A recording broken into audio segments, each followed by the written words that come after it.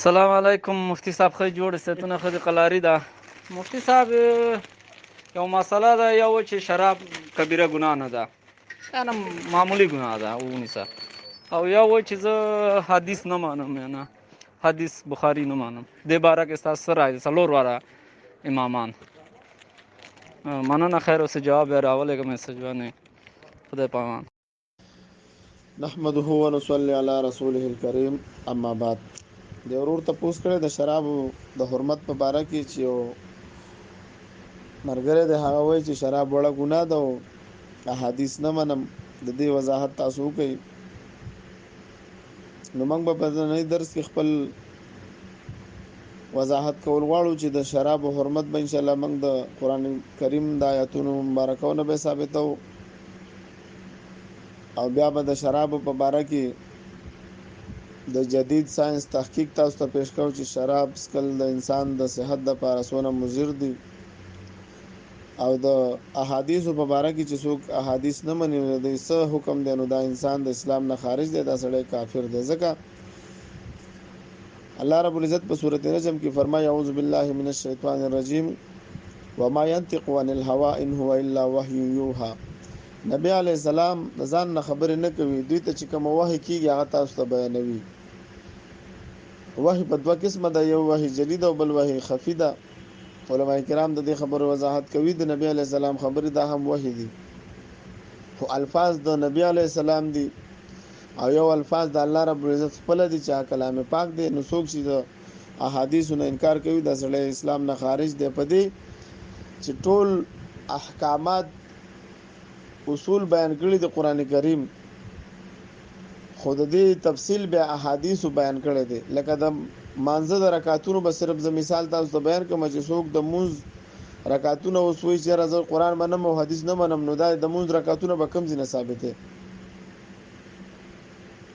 دین خو نیمګړی شو او دین خو مکمل دی نو دین به الستا مکمل کیږي چې د قران او حدیثو مني نو اول لازم آیاتونو مبارکاو ته چې د شراب او د حرمت په باره کې دی اول د سورته بقره آیات نمبر 219 دی اعوذ بالله من الشیطان الرجیم بسم الله الرحمن الرحیم یسالونک عن الخمر تپوس کوي دوی ته د شراب په باره کې ول میسر او د جواری په باره کې قول دوی توایا فیهما اسم کبیر چې په دې کې غټه ګناه ده دوی دا وړه ګناه ده الله وی دا غټه ګناه ده ومنافع للناس یو د خلکو د پاره په دې کې فائدہ شته ده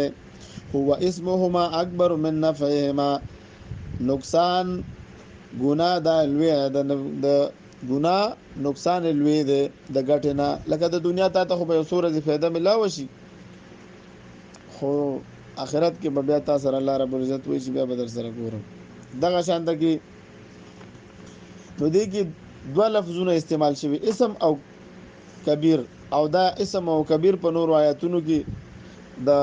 دغه د لپاره ثابت شوی دي د ګناه د لپاره او کبیر د ګناه کبیره د لپاره استعمال شوی دي لکه سورته مائده آیات نمبر 90 او 91 کې اعوذ بالله من الشیطان الرجیم یا ایها الذین ها کسانو امنو چې تاسو ایمان راوړل دي اے د ایمان خاوندانو انما الخمر والمیسر بشکا شراب او جواری والانصاب و بوتان والازلام او د غشو پالون کې د غشو پال والا رجسون دا رجس سے دلته ورته رجس هم ذکر کو من عمل الشیطان دا د شیطان عمل دی فجتنبوه تاسو ځان د شرابونو جواری نو بوتان نو د پالونو نو ساتي لعلکم تفلحون د پاره دي تاسو کامیاب شئ دا الله رب العزت په آیات کې هم په وضاحت سره وضاحت وکړو چې تاسو د رجس دی بل آیات کې د رجس وضاحت الله رب العزت فرمایي چې رجس دا حرام دی سورۃ انعام دی آیات نمبر 115 اعوذ بالله من الشیطان الرجیم قل لا اجد فيما اوحي الي محرما على طعام يطعمه الا يكون ميتة او دما مسفوحا او لحم خنزير فانه رجس او فسقا پدې کې هم الله رب العزت دې وضاحت کو چې دلته دنه مراد څه ده دا رجس دا حرام ده د خنزیر وحی ته رجس ویلو الله رب العزت او لحم خنزیر فانه رجس چې دا څه ده رجس ده او آیات او بل مخکې آیات کې تاسو ته د شراب په باره کې چې کوم وضاحت شو د سورته انعام په آیات مبارکه آیږي هم دیتا رجس ویلې شوی او انما الخمر والميسر والانصاب والازلام رجس. نو تاسو ته پته ولګي نو رجس د پارالته په د خنزیر د غوخه د پاره رجس استعمال شو، دلته د شرابو د پاره نو څنګه چې د خنزیر غوخه حرامه ده په حرمت دغه شانته کې دا هم حرام دي. دغه شانته کې بل آیات مبارک پدې کې د سورته اعراف آیات نمبر 33 ده. اعوذ بالله من الشیطان الرجیم قل انما حرم ربي الفواحش ما ظهر منها وما بطن. دې کې هم په دې آیات کې تاسو تعالی رب العزت وضاحت کوي د اسم چې داسې دي بشکا حرام کړی دی رب زما د بهای خبره ها چې ښکارې وو کو پټي وي د ګناه کارونو نو اسم ته ګناه ویلې ده دی وی ګناه وړه ده په کې الله رب العزت ورته وی چې دې کې غټه ګناه ده. نو دغه شانته کې دا خو د شراب مبارک نور آیتونه مبارک هم شته خو بیان غټيږي. نو اوس ته د ساينس د تحقیق په اړه کې څه وضاحت کول غواړم تاسو. نو شراب تاسو مشروب دي چې دا د مختلفو میوجاتو نه جوړیږي چې کله دا خراب کړي شي خو د دوی بنیادی اجزا چې دي د الکول دي دا د انسان د جسم د لپاره ډیر مضر دي. دا چې د انسان په جسم کې داخل شونه د په پیله د غسوي د انسان په دماغ باندې اثرات کوي. د دې ډیر استعمال سره د انسان دماغي توازن د خرابېږي د په یاداشت کې کمی کیږي. د انسان نظام د هضم چې کوم دی د هضم نظام د خلینه والا د غټي کلمې پورې ټول دا متاثر کوي. د دې اره او بل د دې اثر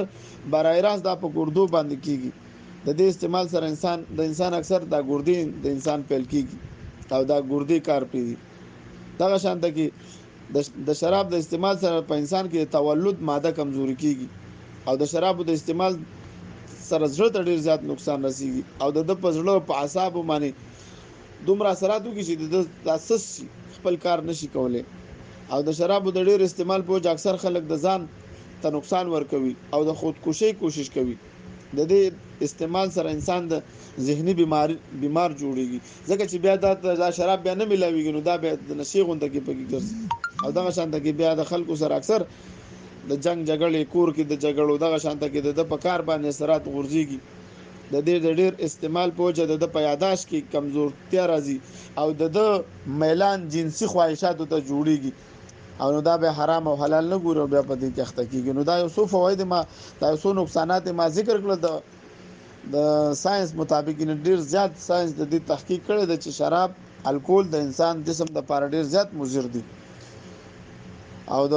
احادیث په اړه کې وضاحت وشو چې څوک احادیث نه مې انسان د اسلام نه خارج دی. اسلام مکمل دین دی چې قران حدیث دا به معنی اجماع د امت دین انکار کوونکی سره انسان نقصان کې پروزي. واخر دعوانا الحمدلله رب العالمین.